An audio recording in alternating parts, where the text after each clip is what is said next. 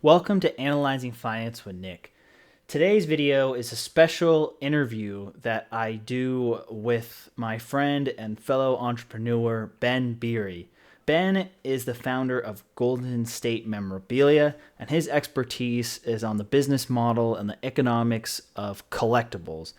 Why do people pay so much for autographs, Pokémon cards, jerseys, and other unique collectibles in the world of sports and popular culture?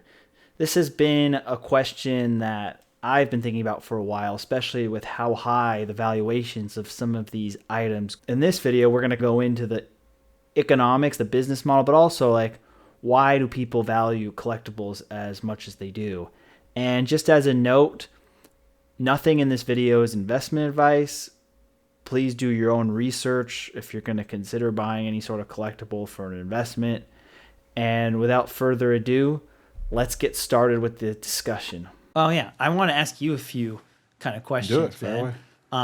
You have a very unique background, and it's in the sports memorabilia world, and it has its own kind of like economics that is a little bit different than other industries, because it's kind of, and I wonder just like, what do you think are the biggest drivers really for demand? Like, do you notice like a correlation between ratings in a particular sport and the demand for memorabilia? Is it a product of like economic prosperity? Is it like when interest rates are lower and people are more bulled up on the stock market, they also start to hoard collectibles?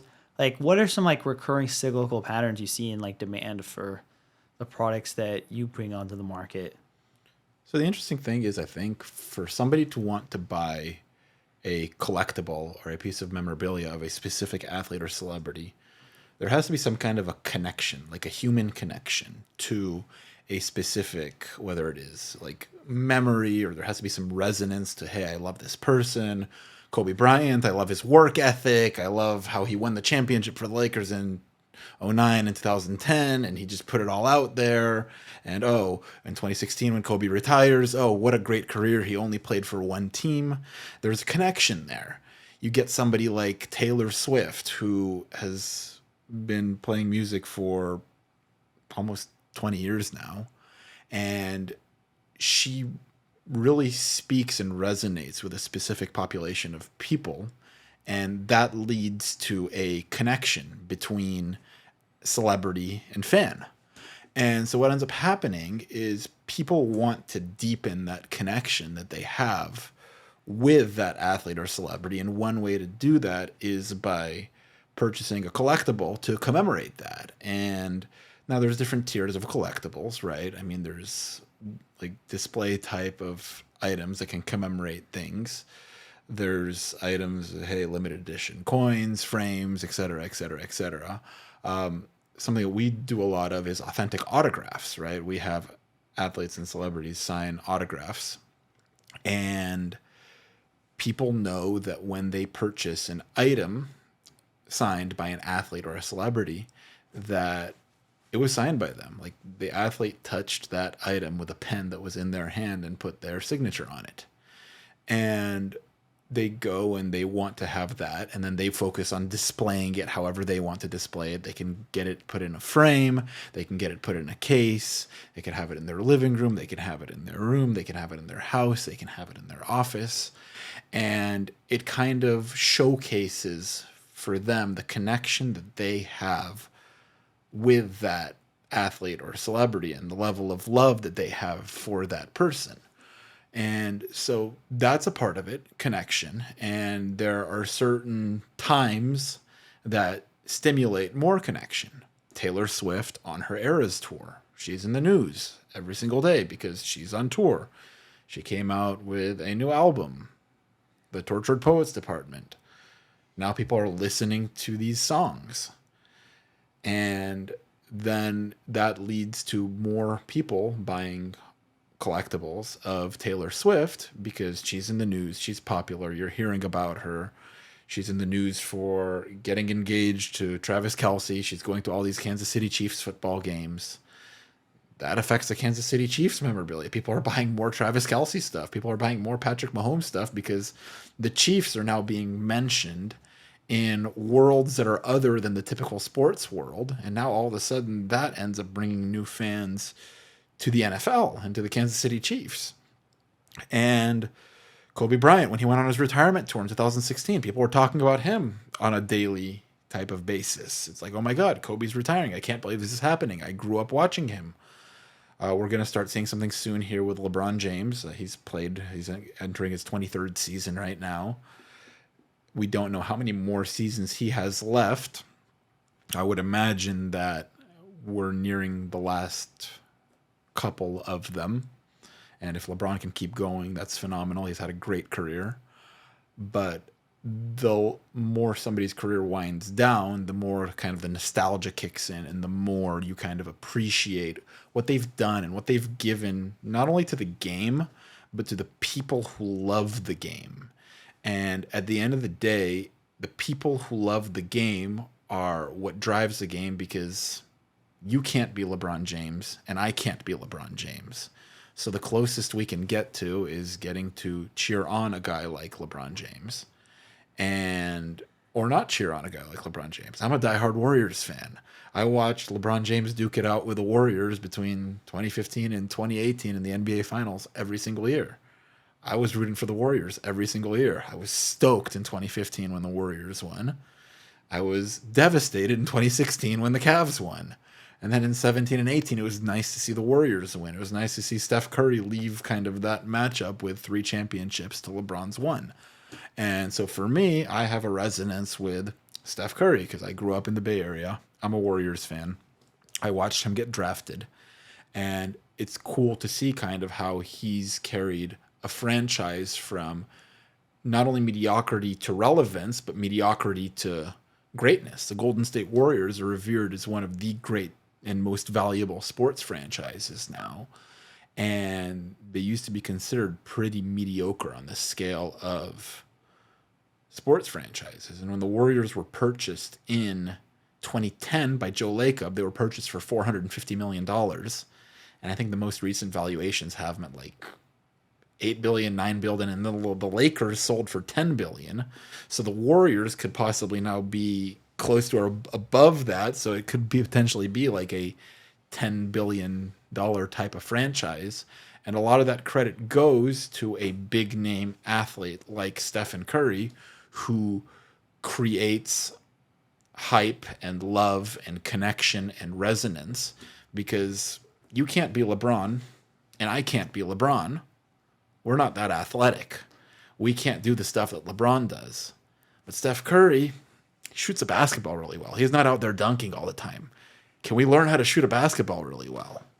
And then all of a sudden now you have people going and purchasing collectibles of a guy like Stephen Curry from a young age because they resonate with him. They see a guy that they can potentially touch and be and see. And then they get to a spot where it's like, hey, I'd love to have his poster on my wall, or I'd love to take that up another level and have an autographed poster of his on my wall. And then there's other types of ways to display it, and then they can share it, and you can gift it. You can create connections through gifting it and sharing a love or a connection or a resonance you have for somebody. That leads me to 2 follow-up questions. Yeah. So is it you're saying this is primarily sentiment driven and it's not really tied to other economic forces when it comes to the demand for collectibles overall? So there's 2 types of collectibles. There's commodity-based collectibles and there's novelty-based collectibles, right? What I described was probably more of the novelty, nostalgia, connection-based collectible type of things, right? Yeah. Then there's the commodity-based collectibles that have kind of a value that you can kind of, in a way, follow if you're in tune with the market. And you kind of get to learn about those values and the items that can potentially increase in value. I would say that a large percentage of collectibles are novelty-based collectibles in that they usually peak at the athlete or celebrity's peak relevance. So whereas a guy like Kobe Bryant is deceased, and if you purchase a collectible of Kobe Bryant, there's no more autographs that are being signed by Kobe Bryant. Yeah. That autograph is likely going to not take a hit in value. It can even increase in value over the years because there's no more of them being made. Yeah. Right. But then you look at somebody like, you go back a few years, right? You see who the really popular musicians like are. Dr. J, for example. Like Dr. J's retired. He's a Hall of Famer. He's an icon. He's popular. But when you purchase an autograph of his, you're doing so to collect it. Yes, it has a set value, but it's not something that's going to increase in value significantly. But I'm talking about the ones that become really interesting, or the people that become very popular very fast and do not hold that popularity. So you look, for example, like right now we're talking about Taylor Swift and her level of popularity that she's recently had. Taylor Swift could be considered an all-time great and could potentially be one of those people that becomes a commoditized type of collectible that holds a specific value because she's an all-time great. But you look at somebody like Britney Spears, for example. She was really popular, say, 20 plus years ago, right? She was in the spotlight. Yeah. Everybody was talking about her. And she lost her, I mean, obviously she maintained her notoriety for a while, but she basically plummeted out of relevance for a little while. So now there's a much smaller potential demographic of people that would purchase her collectibles, and there's not as much of a value that goes on with that, right? And then you go and you get the vintage type of guys. You have certain baseball players, deceased, certain celebrities. I mean, we're looking at certain people that didn't sign very many autographs. Like right now, we've got an autograph of Paul Walker, who was an actor on Fast and Furious. Yeah. Lost his life at too young of an age. There's not many Paul Walker autographs on Fast and Furious items available to purchase. Like very few. Like when we had ours, I mean, it was one of the only ones that was Paul Walker on a Fast and Furious item. So an item like that, while the market may not be as wide as the demographic of people who would like to purchase it, it holds a pretty high value and can likely increase in value because there's no more of them being made. All right. And then I have several follow-up questions, if that's okay. The first one is, how much of this do you think is a generational thing? Because I see it, for example, like with 50s music, for example. Like 30 years ago, there were a lot of people who still liked 50s music, like my grandparents. Yeah. Now, 3 of my 4 grandparents have deceased, and a lot of the people who grew up listening to 50s music has declined, and so you don't hear it on the radio anymore. You don't really see the albums for sale, and probably the Value of Frank Sinatra memorabilia is probably declining in value to a certain degree. And so I wonder how much was a product of a lot of the things that are popular right now, whether it's sports, whether it's like the Beatles, is a product of boomer culture. And when boomer culture declines, and the next generation, like ours and younger, who is not as into mainstream pop music, who's not really into mainstream sports, and instead of following like Hollywood celebrities, they may not follow any celebrities, and they generate their own celebrities through AI, or watch niche YouTubers like us, who they may not care about autographs. Like, how is that going to change like the future, the generational turnover, and also the fact that like celebrity culture, especially like acting and music, is kind of going the way of the dodo? So you look at someone like Frank Sinatra, you look at somebody like Elvis or like the Beatles, or I mean, you even expand it into potentially sports, right? I mean, Jackie Robinson made his debut for the Brooklyn Dodgers in 1947. I mean, not as transcendental as that. Like somebody like Oscar Robertson or Kareem Abdul-Jabbar. Well, sure. I mean, so Oscar Robertson, Kareem Abdul-Jabbar are probably more so like I think late 60s, early 70s. But when you get down to like the Frank Sinatras and the Elvises and the Beatles of the world, who were older and didn't really get to a spot where they signed autographs in a commercialized market, their autographs become more historical, right? Yeah. And so there's not that many autographs of the Beatles floating out there, with John Lennon, of course, right? Now, there's still not many of McCartney or Harrison or Starr, as many, right? There's more of Ringo Starr. There's some of Harrison, right? Yeah. McCartney's pretty valuable, even though he's still living. So these are big enough names to command a significant value. But like, let's say a complete Beatles piece altogether. I don't have the exact sales data on that, but there's not many of them out there. And those will likely continue to rise in value because that's a very, very, very unique commoditized collectible that can be invested in. And at some point, somebody's going to want to buy a Beatles But what if autograph. people like our future children just don't care about the Beatles anymore? Well, again, it becomes a historical thing, right? So it's like, do you care about Thomas Jefferson? Some people care about Thomas Jefferson. Some people care about Thomas Jefferson less, right? So there is a certain type of people who like to collect But do you think that the historical Beatles will artifacts. really truly become historical? I wonder if it is just a product of boomer sentimentality. And I'm not saying somebody Yeah, dislikes the Beatles, but like we don't know if how many like I guess I can name maybe 5 pre-modern musicians. Totally. Like there's Mo- Bach, Beethoven, Mozart, Chopin, and yeah, I mean I'm struggling to find a fifth.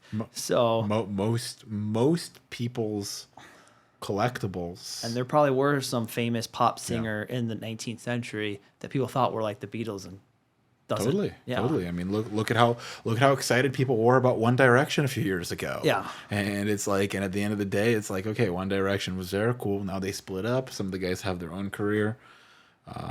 Unfortunately, Liam Payne lost his life over the last year or so. It's like we've seen kind of the trend in his collectibles, but it's like, again, they kind of had more of an audience as a band a few years ago.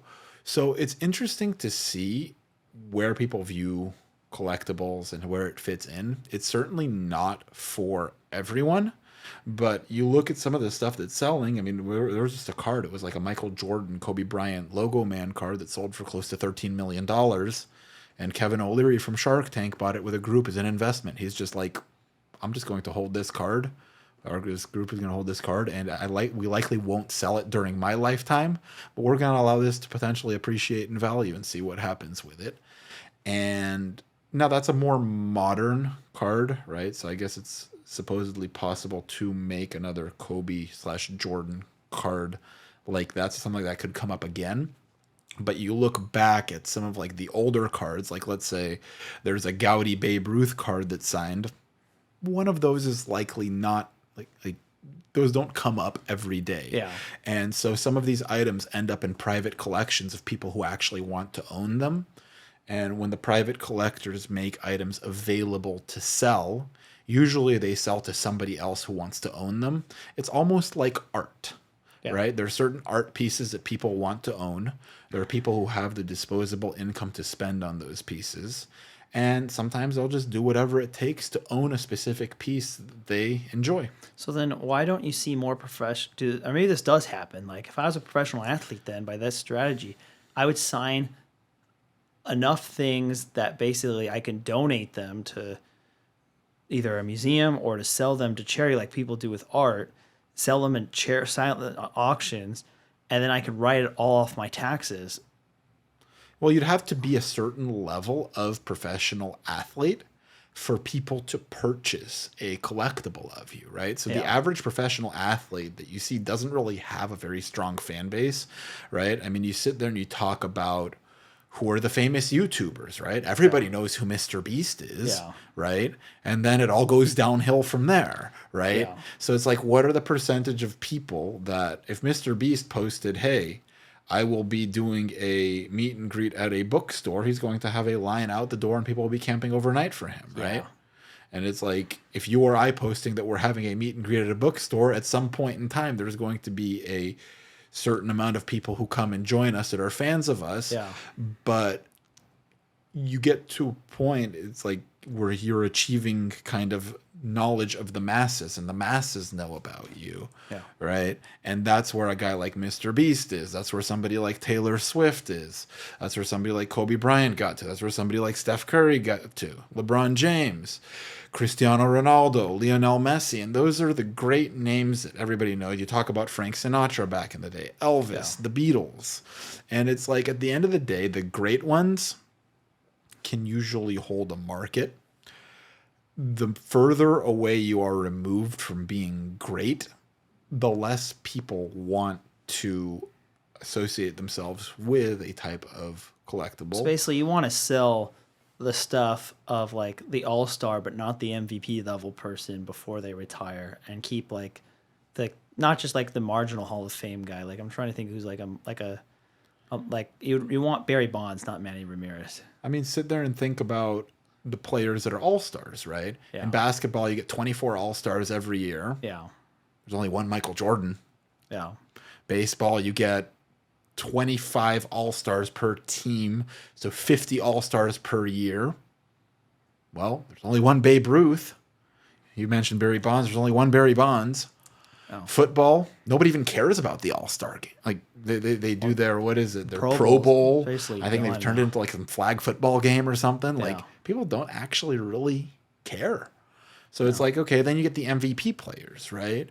Well, I mean, there's players who win MVPs that no longer hold as much significance as like the greats, right? So at the end of the day, people appreciate you when you're great.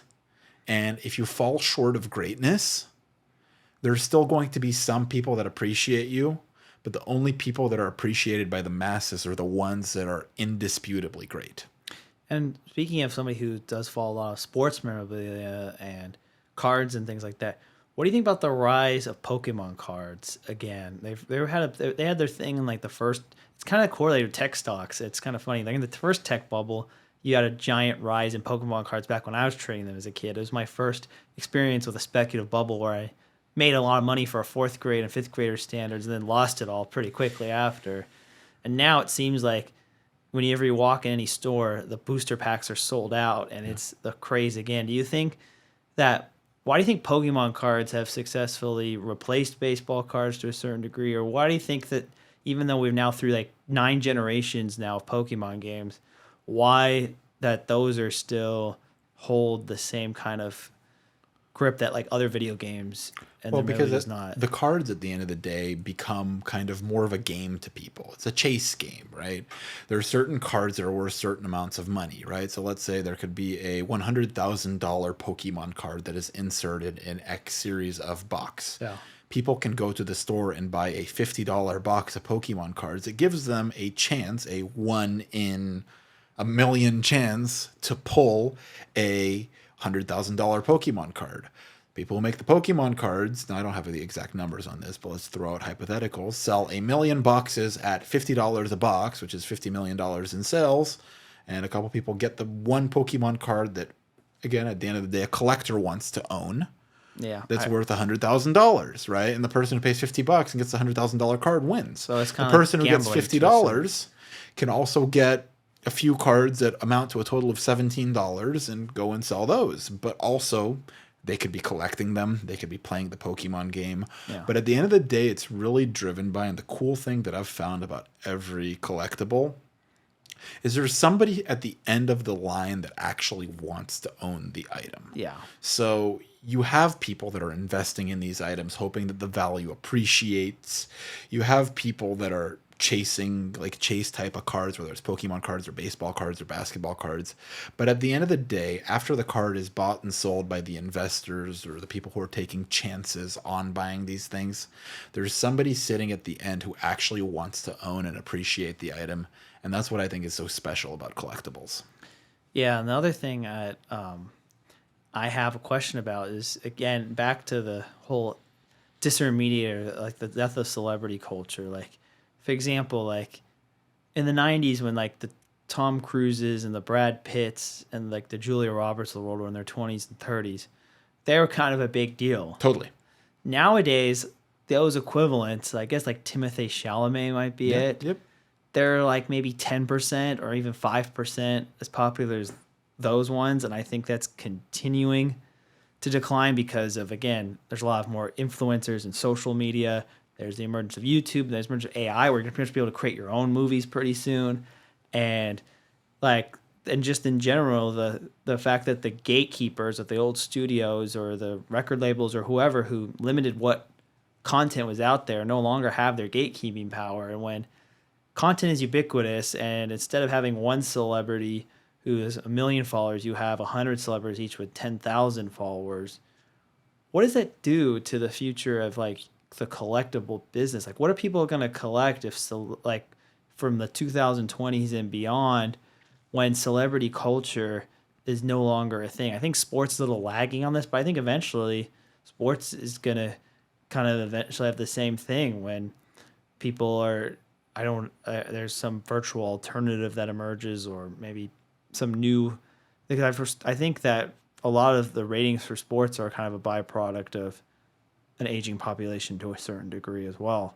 So like, what is your impact like on if like celebrity culture, or like the next LeBron James, the next generation is only 10% as popular as the current LeBron James, and we just don't have a celebrity culture to a certain degree? What are the things that people are going to do? Is it just going to be like Pokemon cards, or is it going to be more historical artifacts? Like, or will collecting, because I think the collecting impulse is a human thing that will always be there.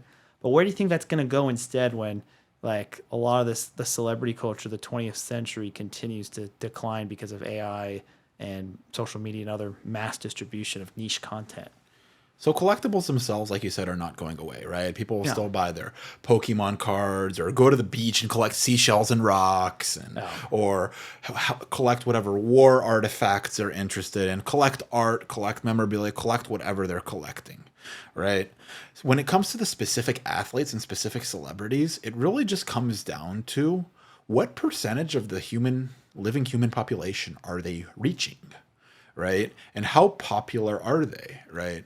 And you sit there and you think of who are the living people that are currently reaching the most amount of people in the world, right? Politicians, I think, are going to become the one. Well, politicians are up there, right? But the thing is about politicians is there's a percentage of people that love them and a percentage of people that hate them. Yeah. And there's not a percentage of people that are really neutral on politicians. You sit there and you look at somebody like Donald Trump, and there's a very large percentage of people that have an opinion on him. Yeah. Whether it's a positive opinion or a negative opinion on him. But there's not that many people that are neutral on Donald Trump. When it comes to athletes and celebrities, you kind of develop an awareness of an athlete or celebrity based off of like their notoriety, how prominent they are.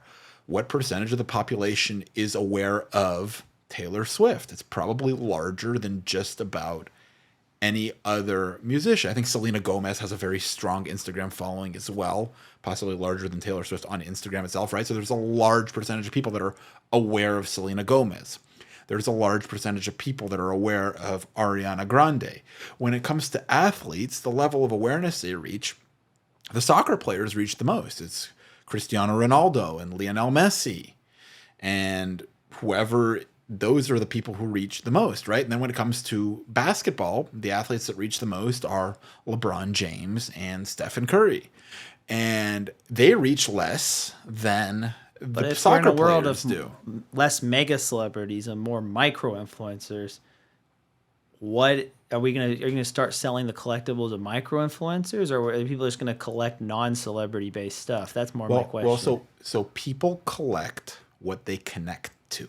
Yeah. So if there is a micro celebrity who has 10,000 followers, I can go out and like somebody like you've got more than 10,000 followers, but I can go out and I can sell a certain number of Nicholas Pardini autographs. Yeah, I don't. That think number any won't be that number won't be significant. I'm not going to be able to scale that business. I'm not going to be able to have you sign thousands of autographs and sell them in the same way you would be able to do that with a Stephen Curry or a LeBron James or a Cristiano Ronaldo or a Lionel Messi, who have hundreds of millions of fans, right? But there is a number of people out there that are willing to own something collectible of Nicholas Pardini because he is a public figure, right? And that applies to anybody who is a public figure and has a following.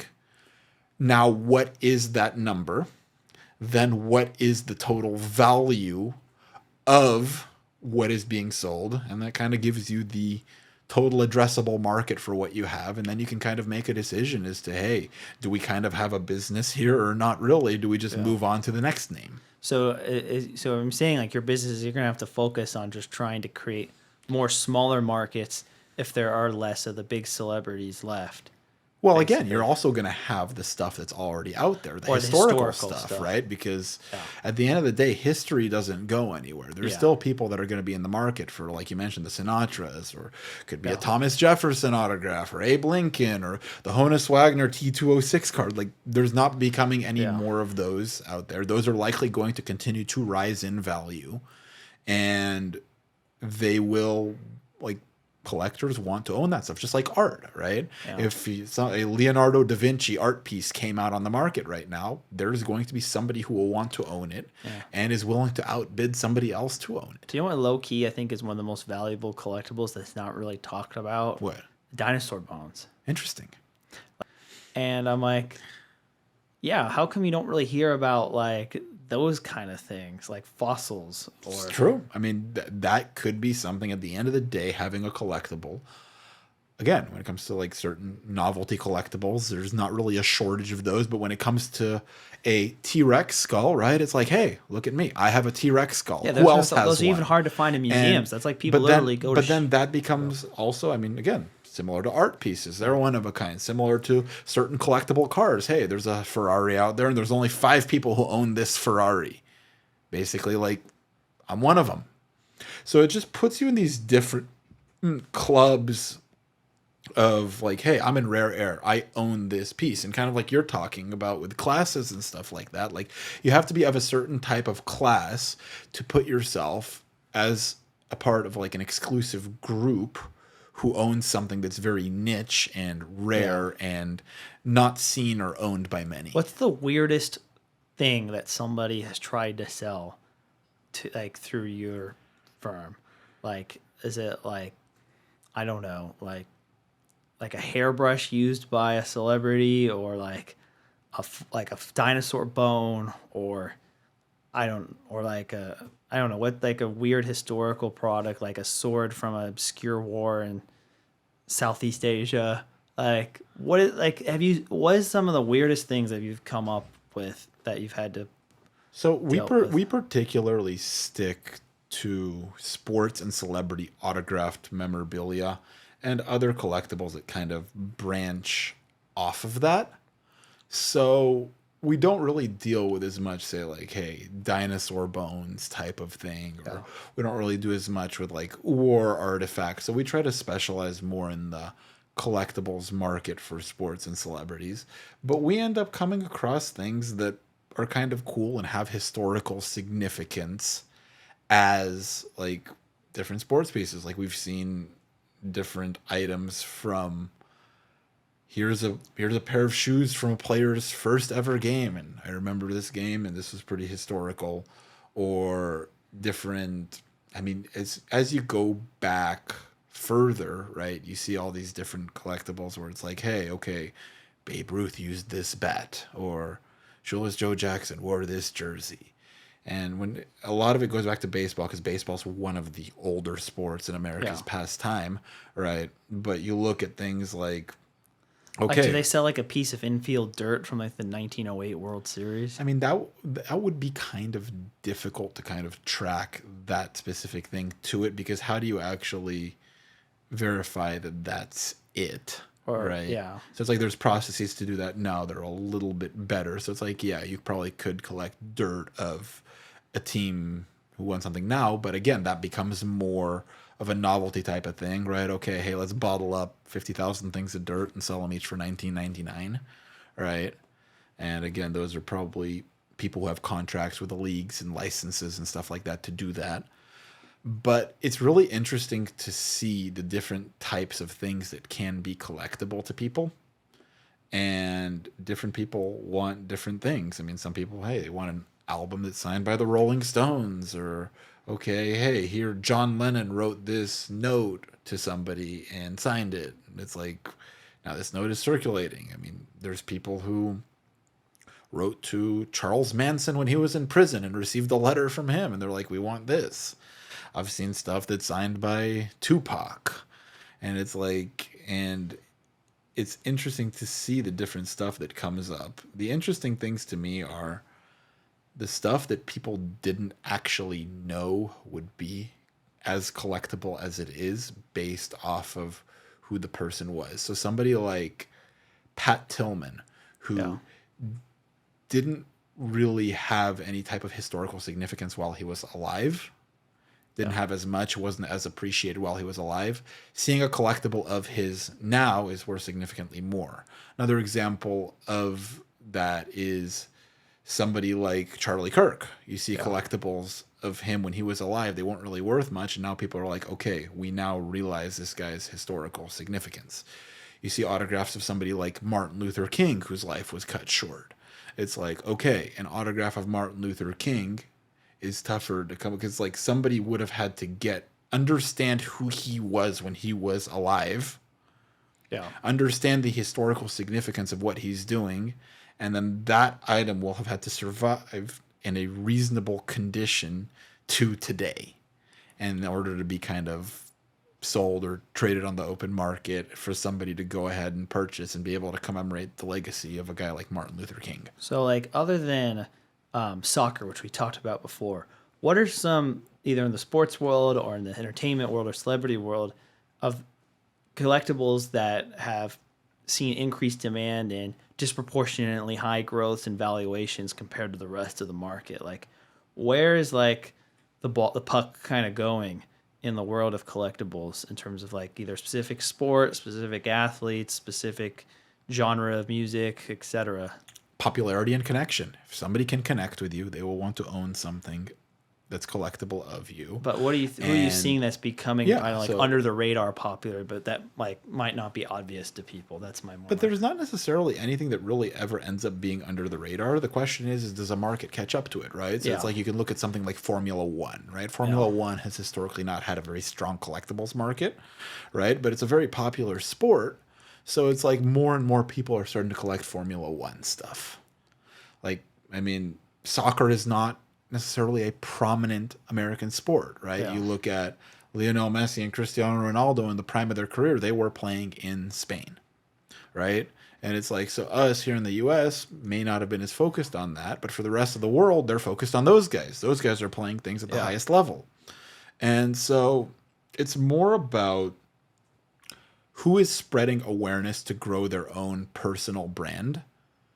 And I think that's becoming more and more prevalent, not just amongst athletes and celebrities, but amongst everyday people who are in different fields. Somebody like yourself in finance, somebody like myself in collectibles. It's like, how do we talk about the things that we are knowledgeable about and spread knowledge and awareness?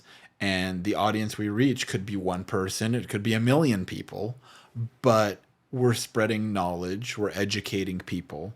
It's like one of the things in our industry right now that doesn't get talked about enough is, what is the difference between an authentic autograph and a non-authentic autograph? And how many of them are out there, like, in comparison? And the reality of the situation is to find a Kobe Bryant authentic autograph, Kobe Bryant had to go and take a pen and physically sign an item, whether it's a jersey, right? To find a Kobe Bryant autographed jersey that a lot of people are out there purchasing today that doesn't have any verifiable information that was signed by Kobe Bryant, all somebody would need to produce that is a jersey and a black Sharpie. And now all of a sudden they get to go on a marketplace and sell that item and represent it as a Kobe Bryant autographed jersey.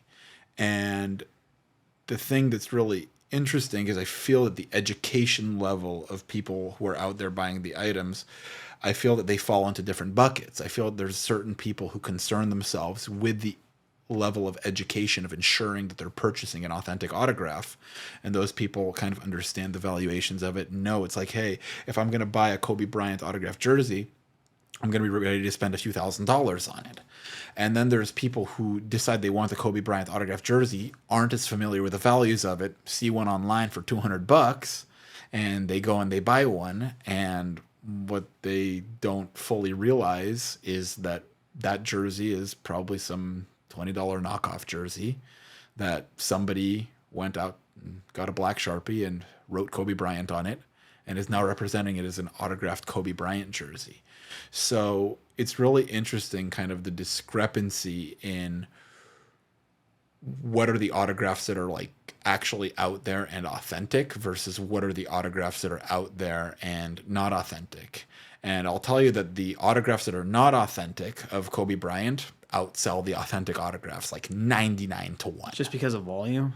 Just because of volume. Because again, in order to have a jersey that's signed by Kobe Bryant, Kobe signed that. Kobe physically took a pen and signed that jersey. Yeah. Right? And it's like, there's only one Kobe Bryant. There could be an unlimited amount of people in an unlimited amount of places signing Kobe Bryant's name on something and taking that item to the open market and trying to sell it. And at the end of the day, the items that sell on the open market are the items that people are willing to purchase on the open market. And if somebody's willing to purchase an item at any price, there's going to be somebody who doesn't have like the moral standards to ensure that an autograph is authentic and will go ahead and sell a product to somebody in an attempt to generate a quick profit. So I mean, I know they have like the official like MLB and NBA like little hologram things they Sure. put in the memorabilia, but like for older stuff, like stuff that came out like before 1990, how hard is it to verify these things? Like, what do you do to avoid like a fake, I don't know, Willie Mays autographed baseball bat? So, I mean, Willie Mays, for example, it's a great example that you brought up. Like, Willie Mays has a significant amount of forged items that are out on the market. At a certain point in time, he had his own hologram. It was called the Say Hey, like Willie Mays hologram. And some of those holograms were compromised. And so what ended up happening is a mass amount of items that had contained a Willie Mays signature on them came out into the open market with these Say Hey holograms that were not signed by Willie Mays. So then those items end up kind of polluting the market and bringing down the value of authentic Willie Mays autographs because the average buyer can't actually tell the difference. So they're just going for the lower priced item. And the educated buyers are the ones that are out there going, hey, I'm going to ensure that this item was signed by Willie Mays. So like, yeah, but how do you ensure that? That's the thing. It takes a certain level of education. It takes a certain level like of... how do you avoid forgeries going through your business? Like, Well, so for us, we work with third-party autograph authentication companies such as PSA, Beckett, JSA. We've got a very extensive in-house process of ensuring that it's like the stuff we buy can be from people who have a certain reputation. Maybe it's signed in front of them even, right? We can do autograph signings with the athletes where they go and they sign the items directly in front of us. And then we have one of these third-party authentication companies present with us, and they're ensuring they're hologramming each and every item to ensure that, hey, this item was signed in our presence on this date. And those items end up going out to, by the time they're getting sold, people are able to verify that that was signed. what about But that's for older? newer. What about older things? Older, you have to take them to third-party authentication companies that they have the best experts that are available to us in the industry, and they How do have they their do that? extensive That's what I'm knowledge and curious extensive about. research that they put into each and every item. And it's not an exact science. So, I mean, obviously it is a possibility that something is done incorrectly, but more times than not, they do the research adequately and they come to the correct result when authenticating an item. And I would say that having those authentication companies out there really helps produce a much safer result for an end consumer that's looking to purchase an autographed item. Yeah. That kind of wraps up my questions about the collector's economy. Is there anything else that you'd like to say just about like how your business. I think I'm the first person on your show to kind of talk more about your operations. Man, you got balls, bro. No. So No, this is a great conversation. It's Oh. fun because I mean you've got what you're specializing in. I've got Yeah. what I'm specializing in. And I mean they kind of go, I mean, at the end of the day, there's economics to everything, Yeah. right? And it's kind of interesting to see kind of where things are, where it ties in. And it's like kind of like you're talking about different classes of different people. Hey, upper middle class family, husband, wife, X amount of kids. Well, okay, are they a potential buyer for autographs and collectibles? Like, I mean, Yeah. it's like there's a crossover into every world and every industry at the end of the day. And so it's just kind of interesting to see. It's like Yeah. where things can go as far as like who's going to put themselves out on the map, who's going to capture the hearts of people, who's going to connect with people as well as they can connect. Yeah, that kind of follows up is what did you think of the NFT bubble of a few years ago, and like the fact that people were treating like literally a JPEG like it was a collectible? I think at the end of the day, when it comes to any type of collectible, it's important to educate yourself on what you are buying before you are buying it, because there are upsides in value to every collectible and there are downsides in value to every collectible. And just like when you buy a house in real estate, there's an upside to the value of the house and there's a downside to the value of the house. And you want to ensure that you're in a place where you don't lose all of your money, right? We're seeing that a lot with the NFTs. We see that sometimes with crypto, and you see that in different fields, right? You also see that people go and they make a ton of money off of NFTs or a ton of money off of crypto. So it's important to understand the upsides and the downsides of anything that you're purchasing, regardless if it's a collectible or real estate or a commodity or stock or whatever somebody's Yeah, doing. nothing in this video, if we're representing both of us here, is investment advice. Please find an advisor, do your own due diligence for making any financial decisions or speculating on collectibles as an investment. Absolutely. Yeah, no, this is all just us kind of talking about whatever our own knowledge is and different methods that we use for ourselves. But it's kind of interesting to see, and it just comes down to education. And what is the level of education that somebody's actually willing to take on in different things, right? And that's why it's important to work with people that have education. I mean, like you go, okay, hey, something's going on with you, right? You break your leg, you go to the doctor to get it fixed. The doctor knows what needs to get done to get yourself fixed, right? Something happens to your car, you go to the mechanic to get it fixed, right? Yeah. Something happens like when it comes to, hey, you want to go and purchase a house. Well, you talk to a realtor in the area so you can understand what the market is, so you can make an informed and educated decision as to what you're purchasing. And I think the same goes for, I mean, kind of like you're talking about with financial advising, different economic stuff. And it's like, and also it applies to collectibles. It's like, let's try to make sure that we're educated and knowing what we're going to go and purchase.